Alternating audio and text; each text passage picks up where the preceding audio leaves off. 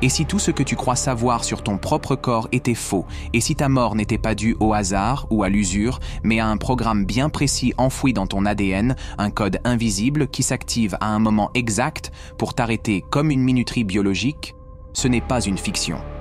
Des scientifiques ont découvert ce qu'ils appellent des gènes suppresseurs de longévité. Ce sont des fragments de code qui limitent la durée de vie d'un organisme, alors que d'autres gènes, au contraire, favorisent la réparation cellulaire chez l'homme. Certains de ces gènes sont actifs jusqu'à environ 35 ans, puis commencent à se désactiver sans raison apparente, coïncidence ou mécanisme programmé plus profondément.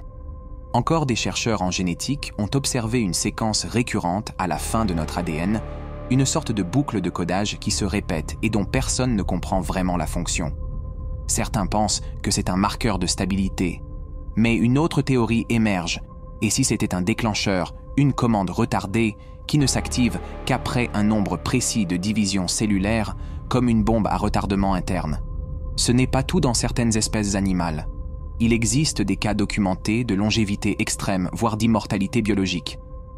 La méduse Turritopsis dohrnii, par exemple, peut se retransformer en version juvénile et recommencer son cycle de vie à l'infini. Elle n'a pas de fin programmée. Alors pourquoi l'humain en aurait une, si ce n'est pas une erreur, mais un verrou voulu placer là, volontairement par quelque chose ou quelqu'un?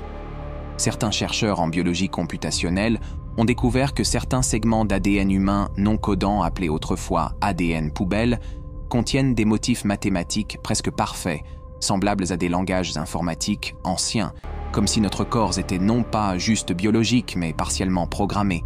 Et si ce code venait d'une intervention extérieure à notre évolution naturelle, et si nous avions été conçus pour mourir à un moment donné, ni trop tôt, ni trop tard, mais juste assez pour ne pas interférer avec un cycle global au-delà de nous. Selon cette théorie, une intelligence aurait intégré dans notre code une limitation de vie, pour que l'humanité reste dans un certain équilibre, pour que personne ne puisse accumuler trop de savoir, trop de pouvoir, pour éviter qu'un seul individu ne dépasse les limites prévues.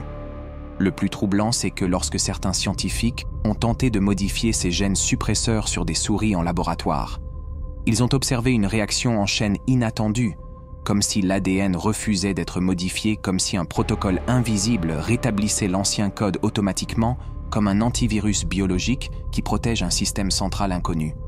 Alors imagine si ce système existait aussi chez nous, et si chaque tentative de repousser la mort déclenchait un protocole de sécurité pour corriger l'erreur. On parle souvent de maladies de vieillesse, comme si c'était naturel, mais peut-être que ces maladies ne sont pas des défaillances.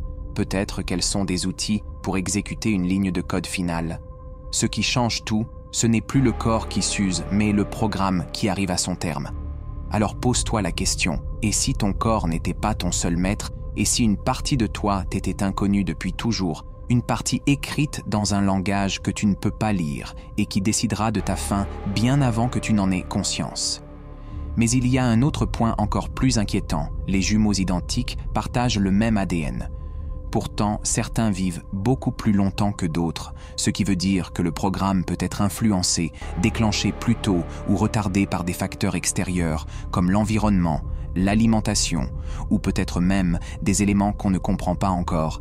Et si certaines personnes portèrent une version légèrement modifiée du code, une mutation accidentelle ou intentionnelle, qui leur permettrait de contourner la minuterie biologique des individus, qui pourraient vivre 2 fois, 3 fois plus longtemps sans que le système ne les détecte.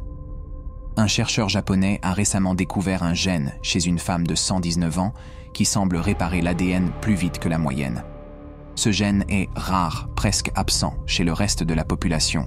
Et si ce n'était pas une anomalie, mais une relique d'un ancien code, un reste d'une version humaine, oubliée, plus résistante, plus durable, un modèle que quelqu'un aurait essayé d'effacer, mais qui revient parfois par hasard. Alors combien de ces fragments codés attendent encore d'être découverts ou réveillés si tu veux continuer à explorer ces zones interdites, ces vérités invisibles programmées dans le réel? Abonne-toi à Etsiverse, car ici on décode ce que personne n'ose voir. Ton ADN te cache peut-être la chose la plus essentielle de ta vie et de ta mort. Réfléchis bien avant de passer à la vidéo suivante.